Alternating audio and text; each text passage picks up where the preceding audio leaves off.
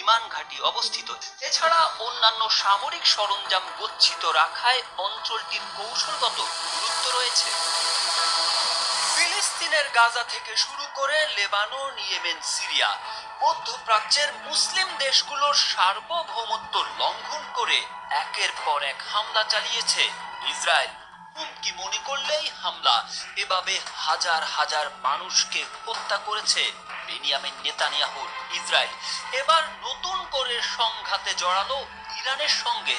যুদ্ধবাজ Netanyahu যেন প্রতিজ্ঞা করেছেন শান্তিতে থাকতে দেবেন না মধ্যপ্রাচ্যের কোন মুসলিম দেশকে।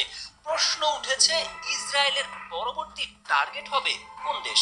সে তথ্য আগাম ফাঁস করেছেন ইসরায়েলের সাবেক উপপ্রতিরক্ষা মন্ত্রী ও লেবার পার্টির কেন্দ্রীয় কমিটির সদস্য মেইর মাসরি। তিনি জানিয়েছেন, ইরানের পর পাকিস্তানে অভিযান শুরু করতে পারে তার দেশ। তিনি সোশ্যাল মিডিয়া প্ল্যাটফর্ম এক্সে আরবি ও